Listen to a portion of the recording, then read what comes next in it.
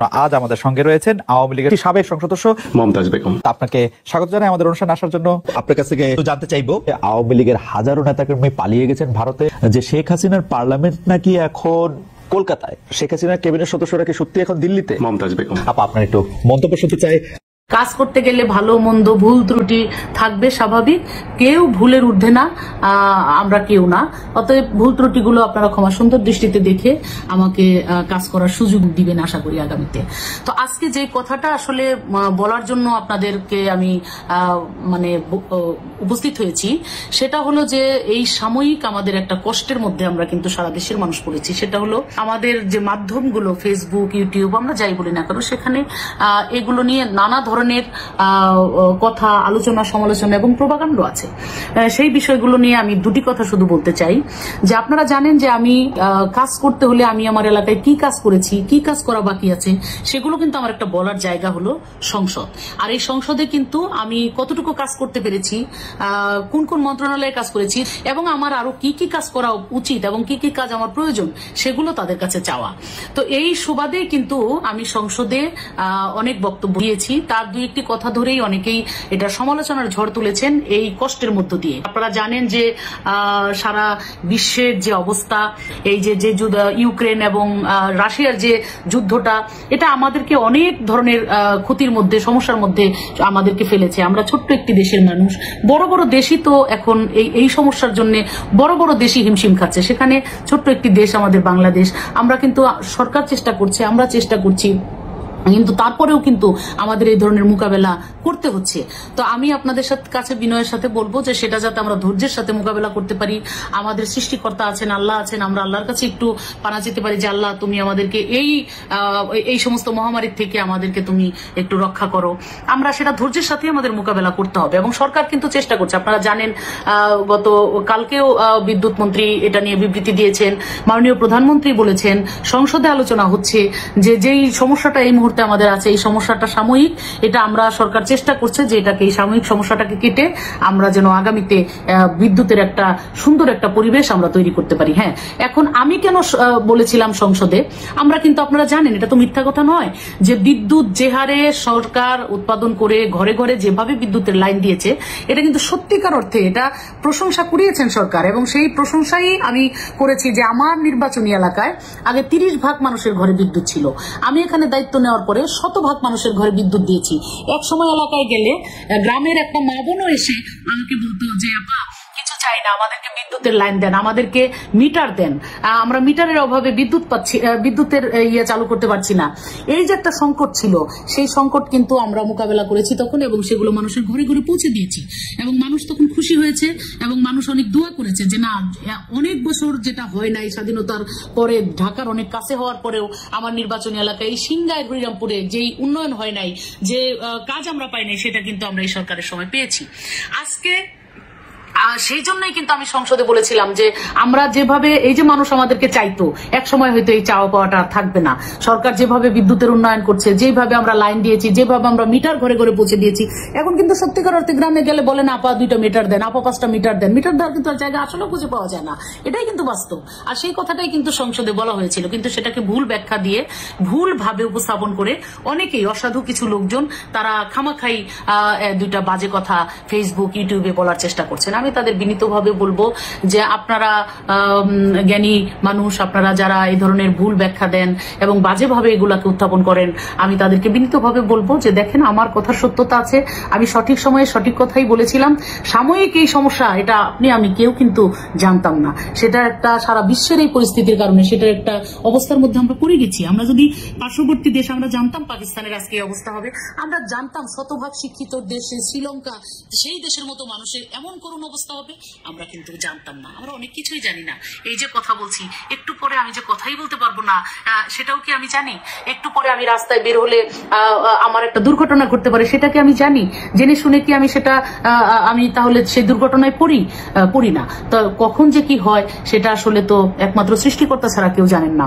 যখন আমি বলেছিলাম সত্যি সত্যি আমাদের বিদ্যুতের অবস্থা এত সুন্দর এবং ভালো ছিল এবং আমার শতভাগ বিদ্যুতায়ন আমার আসনে করেছি, মানুষকে দিয়েছি, মানুষ তো মহা খুশি হয়েছে। এবং এখন এই সাময়িক এই পরিস্থিতিটাকে ধৈর্যের সাথে আমাদের মোকাবেলা করতে হবে। সেই জন্য আমাদের সকলেরই ধৈর্য ধারণ করতে হবে, সকলেরই চেষ্টা করতে হবে, সরকারকে সহযোগিতা করতে হবে, আমাদের বিদ্যুতের খরচ কিভাবে কমানো যায়, কিভাবে এগুলাকে মোকাবেলা করা যায়, আমাদের সকলের সেটা উদ্যোগ নিতে হবে।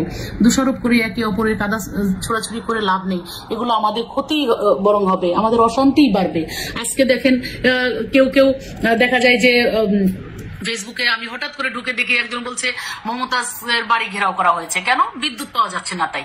বলেন, এই যে প্রভাকাণ্ড, এই যে মিথ্যাচার, এগুলো আপনাদের বিবেকে কি একটু ওনারা দিবে না যে শুধু শুধু একটা মানুষের বিরুদ্ধে এইভাবে মিথ্যাচার আমরা কেন করছি?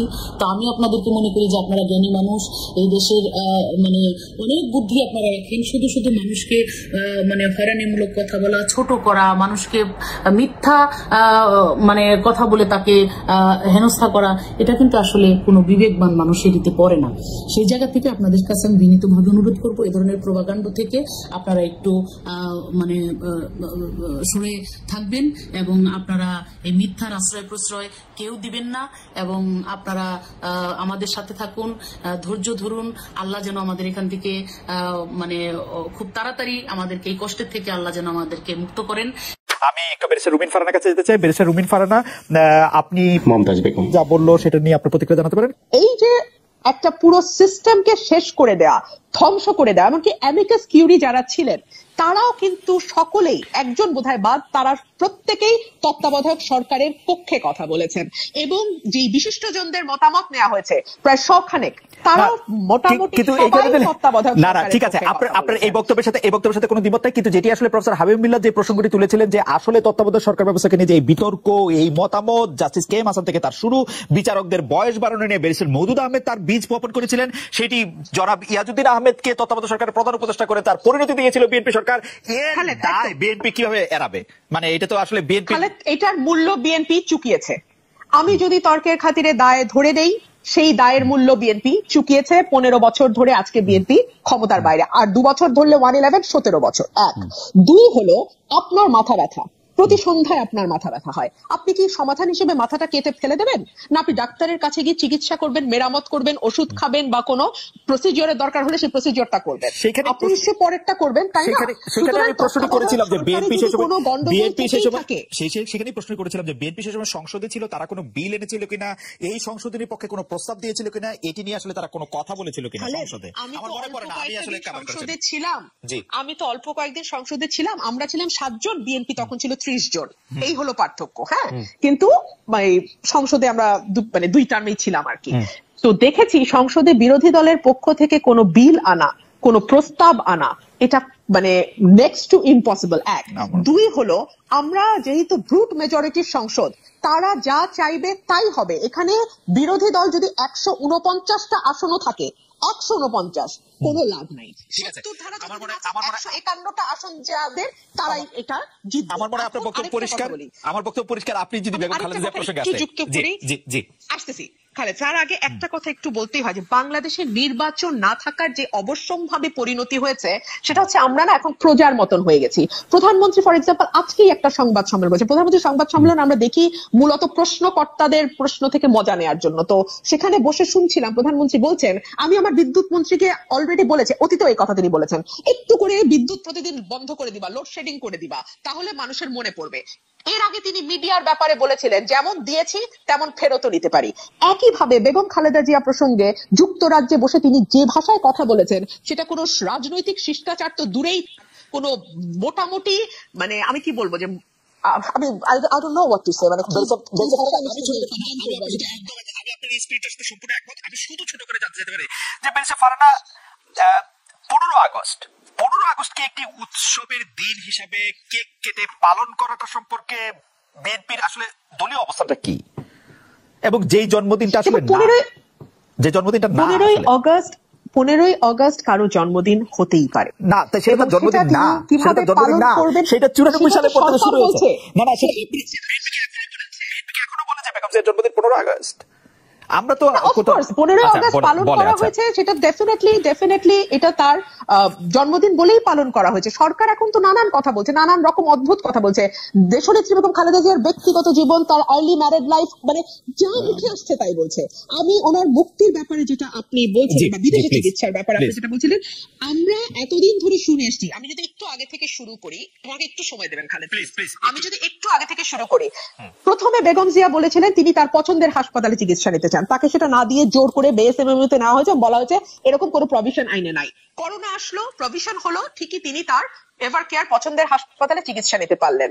এই যে শুরু হলো, তারপর থেকে আমরা দেখলাম যে সরকার শুরুতে একরকম বলে, পরে সেটা তারা চেঞ্জ করে। শুরুতে আমাদের আইনমন্ত্রী বললেন 401-এ কোনো মানে প্রভিশন নাই তাকে বিদেশে চিকিৎসা করতে দেওয়ার, যদি যেতে হয় তাকে আবার জেলে যেতে হবে, জেলে গিয়ে আবার সরকারের কাছে আবেদন করতে হবে, নতুন করে সরকারের কাছে আবেদন করতে হবে।